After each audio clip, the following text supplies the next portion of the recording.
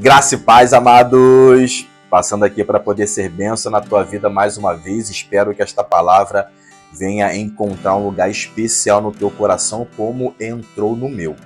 Amém? Nós vamos falar sobre Jó neste vídeo e o quanto algo o machucou, que também nos machuca quando nós não conseguimos entender o tamanho do nosso valor, do quanto é de nós mesmos abençoar pessoas, fazer pelas pessoas, e o importante é amadurecermos para não fazer esperando algo em troca. Fazer por naturalidade, espontaneidade, e às vezes nos frustramos por isso. E foi o que aconteceu com Jó. Nós vamos falar no capítulo 29 e 30 de algo que prejudicou muito a sua vida e até balançou um pouco o relacionamento dele com Deus. Você conhece a história, você sabe muito bem o que aconteceu com ele, mas aqui nós vamos falar de talvez um período da vida de Jó que aconteceu antes mesmo do capítulo 1. Nós conhecemos a história de Jó mediante do capítulo 1 em diante, onde ele entregava ofertas ao Senhor, ele sacrificava ao Senhor por possíveis erros dos seus filhos, a situação do inimigo pedir permissão para tocar em suas coisas, essa é a história que a gente conhece. Mas existe algo que aconteceu antes do capítulo 1 e está registrado no capítulo 29. E vamos entender um pouquinho sobre esse processo que eu falei no início, de fazer esperando por alguém. Sabe, a tal reciprocidade que, quando não acontecer, como vamos nos comportar? Mas vamos lá? Antes de falarmos de Jó, você já sabe, né? Faça a sua inscrição, deixe o seu joinha, nos ajude a continuar crescendo. Desde já, obrigado por você me receber no teu lar, né? Prazer, me chamo Pastor Tiago Matos. Eu creio que esse vídeo vai ser bênção na tua vida. Amém? Antes de falarmos do capítulo 29, vamos lá no finalzinho do 30, que vai dizer assim pra gente, ó. 25. Acaso não chorei sobre aquele que atravessava dias difíceis? Ou não se angustiou a minha alma pelo necessitado? Olha ele aqui lembrando do quanto ele fez por pessoas. Aguardava eu o bem, e eis que me veio o mal. Esperava a luz, veio-me a escuridão. Olha que interessante. Ele está falando aqui que fez pelas pessoas e, no mínimo, ele tinha a convicção de que as coisas aconteceriam da melhor forma possível em sua vida, porque ele fez com o seu melhor na vida das pessoas. Mas aí aqui ele está decepcionado. O meu íntimo se agita sem cessar, e dias de aflição me sobrevêm. Versículo 30. Por isso a minha harpa se me tornou em prantos de luto, e a minha flauta em voz dos que choram. Um momento muito difícil que ele já estava enfrentando, e aqui torna-se mais pesado quando ele reflete no quanto ele fez por pessoas e na hora que ele entendia que os resultados positivos do que ele fez viria em sua vida, não aconteceu. Mas vamos entender esse processo? Lá no capítulo 29, do versículo 1 ao versículo 6, tem uma parte muito interessante aqui, ó. Prosseguiu Jó no seu discurso e disse: quem me dera ser como fui nos meses passados, como nos dias em que Deus me guardava. Esses 6 versículos vai falar sobre reflexão de quem ele era. Quando fazia resplandecer a sua lâmpada sobre a minha cabeça, quando eu, guiado por sua luz, caminhava pelas trevas.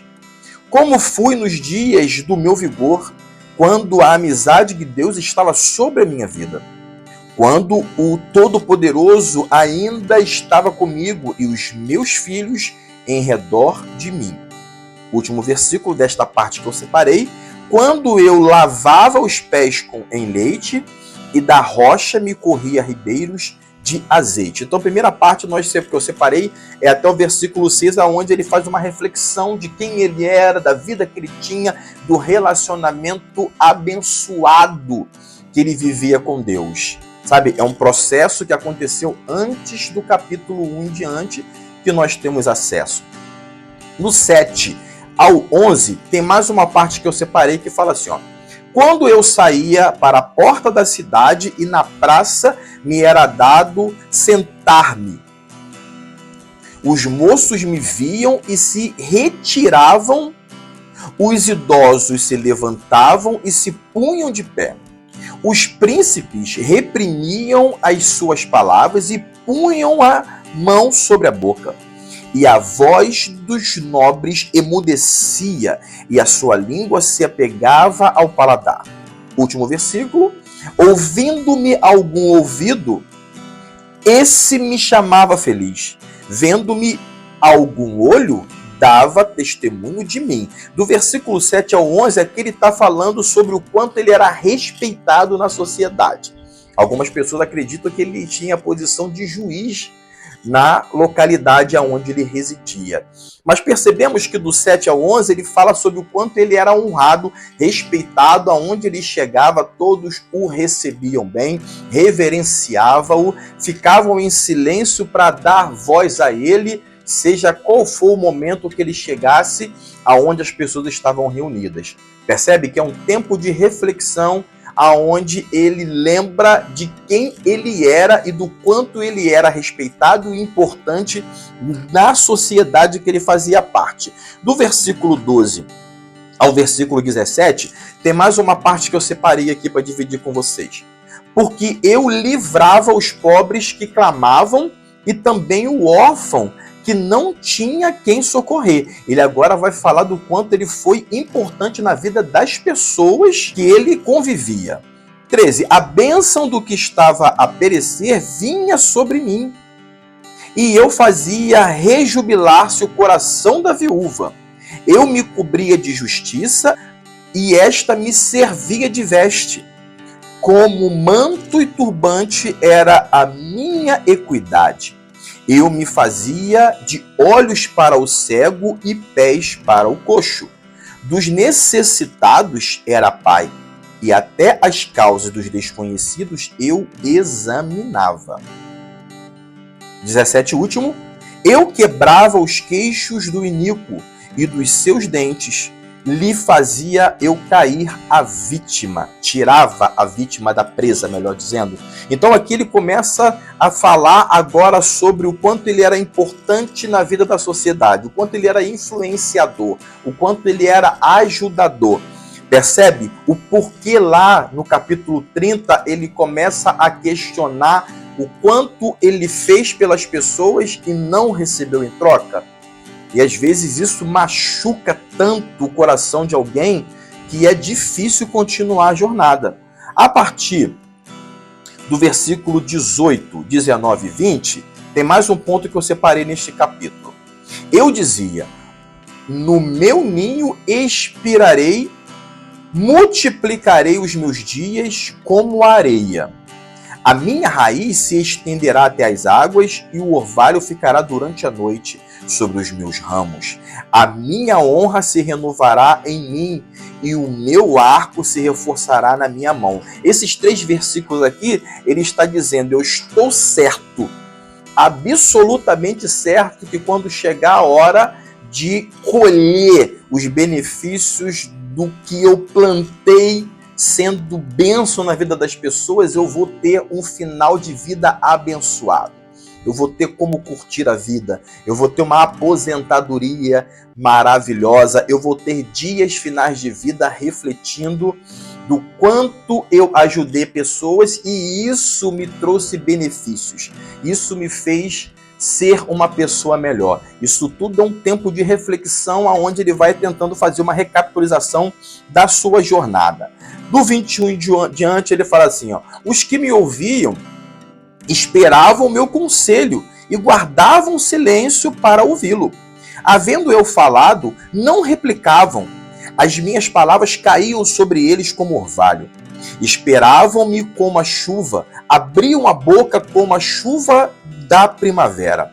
Sorria-me para eles quando não tinham confiança, e a luz do meu rosto não desprezavam. Eu lhes escolhia o caminho, assentava-me como chefe e habitava como rei entre as suas tropas, como quem consola os que pranteiam. Nesse fechamento aqui do capítulo 29, do versículo 21 ao 25, ele fala do quanto ele era influenciador, do quanto as pessoas estavam sempre em uma expectativa, esperando algo maravilhoso de sua parte, porque a população, a sociedade sabia, tinha certeza que em qualquer momento que eles passassem por dificuldade, Jó tinha o que oferecer. Jó tinha otimismo. Jó tinha uma expressão de vitória. Jó era aguerrido, influenciador, poderoso em palavras e em ações. Encorajava pessoas pelo simples fato de quem ele era. Consegue perceber que esse capítulo 29 nos traz uma ideia do quanto ele mostra para cada um de nós quem ele era antes dos dias difíceis chegarem em sua vida com a permissão de Deus. E esse 29 nos consegue mostrar do quanto as oportunidades surgirão na vida para sermos exatamente quem somos na vida de pessoas. Já percebeu que Deus nos deu talentos, agregou nas nossas vidas qualidades importantes para nós sermos abençoadores na vida de pessoas? Sabe, mas essa intenção não pode ser adulterada. Deus fez algo em você. Para que você ou eu sejamos abençoadores, nós não podemos fazer na vida das pessoas esperando que elas façam o mesmo na nossa vida, porque podemos nos decepcionar. Porque logo no início do 30 ele vai dizer assim: mas agora se riem de mim os de menos idade do que eu, e cujos pais eu teria desdenhado de pôr ao lado dos cães do meu rebanho, de que também me serviria a força das suas mãos, homens com vigor já apareceu? De míngua e fome se debilitaram, roem os lugares secos, desde muito em ruínas e desolados. Apanham malvas e folhas dos arbustos e se sustenham de raiz e zimbro. Do meio dos homens são expulsos. Grita-se contra eles como se grita atrás de um ladrão.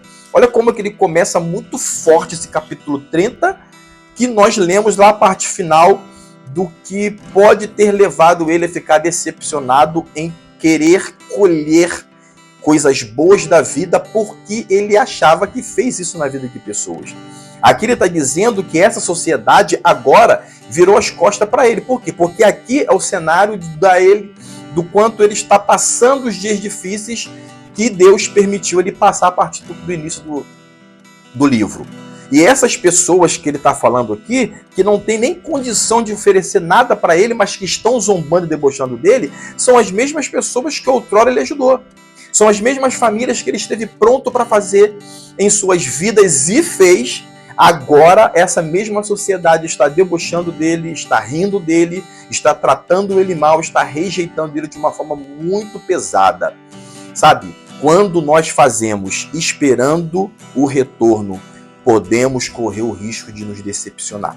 E para a gente poder finalizar esse vídeo de reflexão, voltamos ao 25 do capítulo 30. Acaso não chorei sobre aquele que atravessava dias difíceis, ou não se angustiou a minha alma pelo necessitado?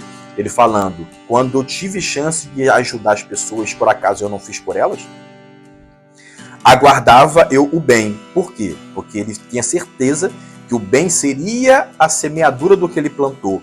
E eis que me veio o mal. Esperava a luz, veio-me a escuridão. O meu íntimo se agita sem cessar, e dias de aflição me sobrevêm. Aqui ele cai numa realidade de que ele percebe o quanto fez nas pessoas e, ao contrário do que ele fez, ele não recebeu. Sabe, nós precisamos amadurecer para lidar com situações como essas. Fazer por alguém é fazer realmente sem olhar rosto, sem olhar condição.